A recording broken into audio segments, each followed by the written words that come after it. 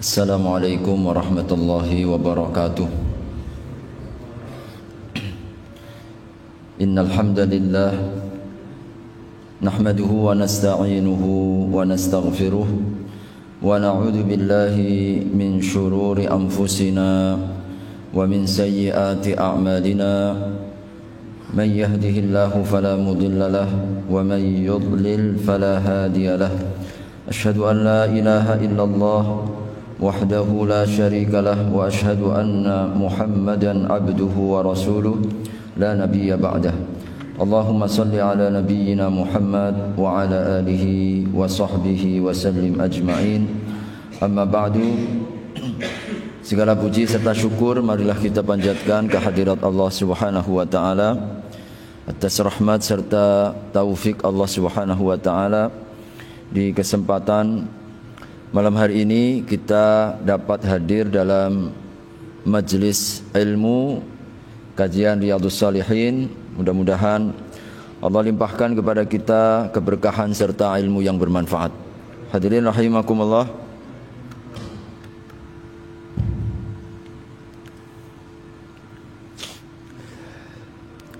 Saya ingin menyampaikan di kesempatan malam hari ini mungkin topik yang berbeda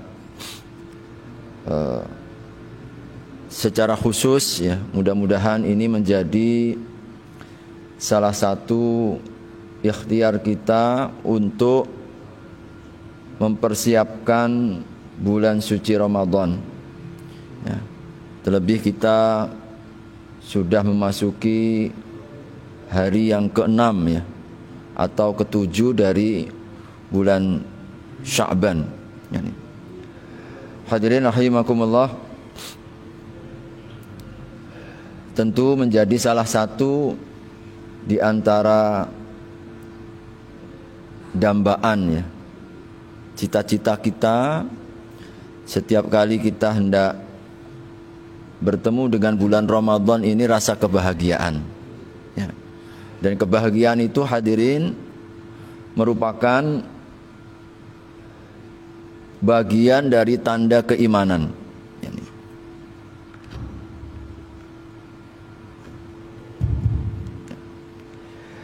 Salah satu di antara tanda keimanan seorang mukmin ada rasa kebahagiaan ketika mendapatkan satu peluang ya, dan kesempatan dapat berbuat baik ya.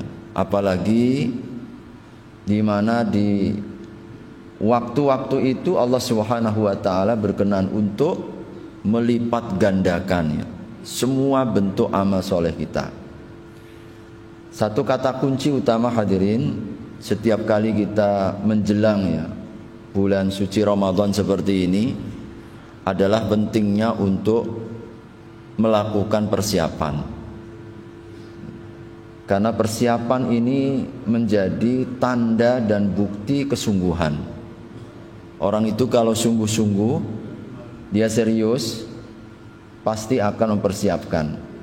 Tapi kalau kita ini tidak sungguh-sungguh, maka tidak akan pernah mungkin melakukan persiapan. Karenanya orang munafik itu selalu sifat mereka kemalasan. Kalau sholat malas. Wa idza qamu ila sholati qamu kusala. Mereka kalau menegakkan sholat dalam keadaan malas sekali. Maka yang paling berat bagi orang-orang munafik itu sholat isya dan subuh. Kenapa? Karena tidak ada alasannya mereka untuk datang.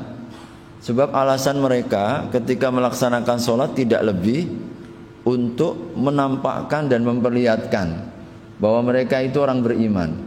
Karena mereka yang taunya adalah perkara yang zohir saja.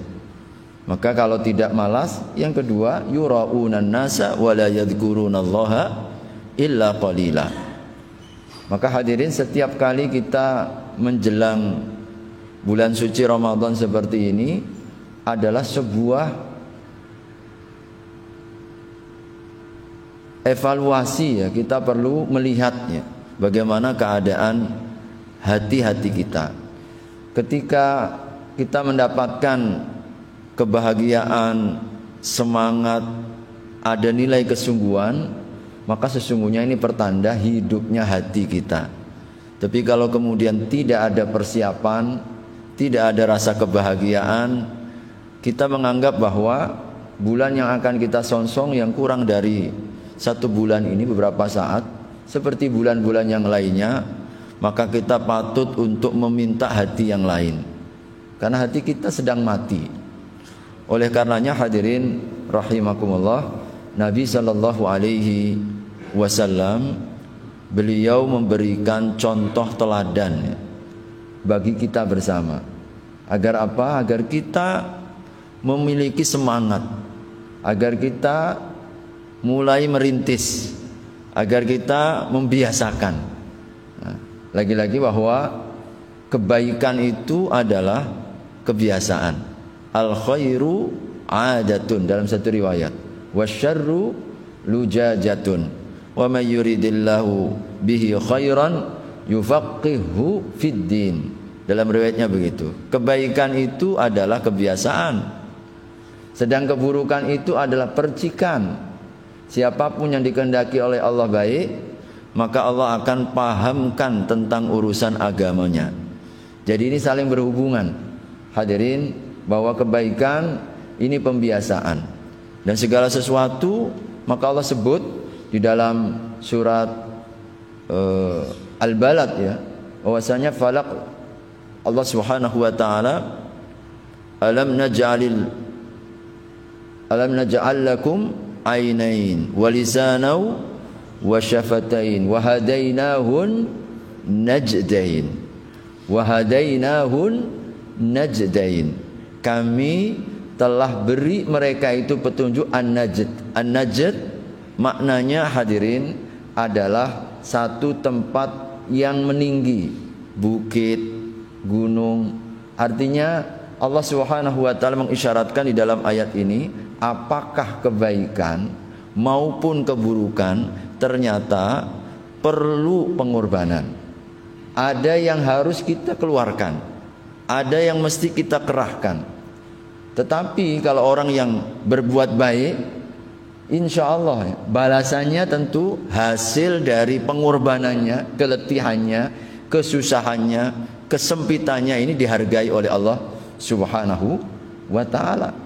Demikianlah Allah ketika menyebutkan in kuntum ta'lamuna fa innahum ya'lamun wa tarjuna minallahi ma la yarjun. Kalau kalian merasakan sakit, merasakan penat, merasakan susah, kita dalam menjaga ketaatan, mereka pun yang berbuat buruk pun juga sama. Fa innahum ya'lamun, pakai hamzah. Mereka pun juga merasakan sama. Orang yang berada dalam keburukan pun juga najdain, sama-sama berat. Mereka pun juga mengalami kesulitan, kepayahan dalam keburukan mereka. Tapi yang membedakan kita, wa tarjuna minallahi ma la yarjun. Kalian ketika berbuat baik, kemudian kita merasakan keletihan, kesusahan dan kesempitan, serba terbatas ya dalam kehidupan kita, ada sesuatu yang kalian harapkan, dan itulah yang menjadi motivasi spirit ya, mengapa kita terus menjaga, mengapa kita terus beramal. Karenanya hadirin rahimakumullah, Rasulullah SAW ketika menyebutkan kebaikan itu adalah pembiasaan, maka memberikan isyarat kepada kita, mulailah dulu. Kalau kita dalam soal dunia hadirin, soal dunia ini apapun ternyata perlu persiapan. Jadi mahasiswa mau ujian tidak ada persiapan pasti gagal. Seorang petinju nggak ada persiapan pasti kalah. Ya, pemain apapun dalam soal dunia ada persiapan. Maka apakah kemudian akhirat tidak perlu persiapan? Nabi Shallallahu Alaihi Wasallam sudah menggambarkan. Aisyah radhiyallahu taala anha, beliau pernah menyatakan dalam beberapa riwayat yang sahih, tidak pernah aku dapati Nabi yang lebih banyak berbuat baik dan puasanya selain daripada bulan Sya'ban. Jadi apa yang kita bisa tangkap ini hadirin, bahwa Nabi melakukan sebuah persiapan. Jadi nilai ketaatannya itu mulai meningkat, tidak seperti biasanya. Dan itu didapati langsung oleh Aisyah radhiyallahu taala anha. Ketaatannya terutama puasanya. Bahkan digambarkan oleh Aisyah radhiyallahu taala anha hampir 1 bulan lamanya beliau itu berpuasa. Dan ketika ditanya oleh Aisyah, mengapa engkau lakukan yang banyak dilupakan oleh manusia? Jadi Nabi alasannya ternyata bulan Sya'ban ini bulan yang banyak dilupakan. Kenapa? Lupa kalau ada nilai istimewanya. Lupa kalau ini adalah bulan pengantar, bulan yang mengantarkan kepada kita ke pintu Ramadan. Dan seluruh para ulama, sesuatu yang mengantarkan kepada yang wajib, maka pengantarnya pun sesuatu yang mulia. Maka mengapa sholat qabliyah, sholat ba'diyah ini termasuk di antara amalan-amalan yang utama. Makanya sampai Ibnu Rajab ya, beliau mengatakan itu, bahwasanya amalan di bulan Rajab ini atau di bulan Sya'ban ini bahkan melebihi dari amalan di bulan-bulan haram yang lainnya. Ini pendapat beliau. Di bulan-bulan yang lainnya. Kenapa? Karena sesuatu yang menyertai yang wajib selalu memiliki nilai keutamaan. Qabliyah, ba'diyah, kenapa memiliki keutamaan? Sesuatu yang menyertai yang wajib. Maka sholat yang terbaik, sholat sunnah setelah sholat malam adalah sholat rawatib, yang menyertai yang wajib. Maka ibadah-ibadah yang menjadi pintu pengantar kepada yang wajib pun menjadi sesuatu yang mulia. Karena nilai keutamaannya ini, yaitu apa? Banyak dilupakan. Orang lalai kalau bulan ini adalah bulan persiapan. Bulan ini adalah bulan pembiasaan. Apa yang kita biasakan, maka insya Allah kita ini akan diberikan oleh Allah balasan kebaikan pula. Hadirin, kenapa perlu kita rintis? Perlu kita mulai. Dan Nabi SAW Ramadannya itu begitu sukses, Ramadannya begitu berkah, Ramadannya begitu sempurna. Ternyata tidak lepas dari persiapan beliau yang begitu luar biasa. Jadi amal ketaatannya, amal solehnya, puasanya diperbanyak di bulan ini. Dan Allah Subhanahu wa taala menyampaikan walladzina ihtadau zadahum huda. Orang yang senantiasa menjaga hidayahnya, kami akan tambahkan hidayahnya. Jadi ini menjadi salah satu di antara sebabnya kebaikan itu membawa kepada kebaikan. Begitupun juga keburukan akan melahirkan keburukan berikutnya. Jadi, itu sudah sunnatullahnya. Walladzina ihtadau zadahum huda. Maka hadirin rahimakumullah, ketika kita memulai merintis kebaikan di bulan Sya'ban ini, mudah-mudahan sebagaimana janji Allah, nanti Ramadan kita itu diberikan tambahan kebaikan itu sendiri. Karena kebaikan membawa kepada kebaikan. Dan Allah tahu ini hambaku mempersiapkan. Ada nilai kesungguhan, ada tanda bahwasanya dia ingin menyambut dengan kebaikan. Makanya para ulama, Sya'ban ini bulan menyiram. Nanamnya kemarin bulan Rajab. Udahlah, kalau kita udah lewat ini kan Rajab, nanam berikut nyiram lah kita. Jangan sampai tidak menanam, tidak juga menyiram. Kalau kita nggak nanam, apa yang mau kita siram, Pak ya? Nah, kita sekarang ini menanam langsung menyiram. Agar apa? Kita Ramadan nanti itu tinggal metik buahnya. Nah, Allah berkenan untuk menghadiahkan kebaikan yang berlipat. Jadi, karena kebaikan membawa kebaikan. Kalau kita ini mulai merintis di bulan Sya'ban ini kebaikan, insya Allah Ramadan kita adalah sebuah balasan di atas balasan atas kebaikan yang telah kita rintis. Tapi kalau kita sudah menjelang Ramadan ini hati tetap dingin, perasaan kita tidak kita pacu, hadirin, maka khawatir Ramadan nanti kita akan gagal. Ya, karenanya kita tidak boleh hati-hati dengan kelalaian. Jadi hati-hati dengan kelalaian ini. Hadirin rahimakumullah. Dan Nabi SAW mengingatkan kepada kita semua ini, kelalaian. Sebab hadirin, ini adalah bulan persiapan, dan Rasulullah SAW juga sebutkan bahwa di bulan ini adalah bulan diangkatnya semua amalan-amalan soleh kita. Turfa'u lahul a'mal di bulan Sya'ban ini. Jadi kita mendapatkan kira-kira ada 3 sabda Nabi sallallahu alaihi wasallam, ada yang sifatnya harian. Yata'aqabuna malaikatun nahari bil laili fi sholatil fajri. Malaikat pagi dan siang itu malaikat pagi dan malam itu selalu bertemu di sholat subuh. Nanti ketemu lagi gantiannya, shiftnya itu di asar. Setiap hari begitu.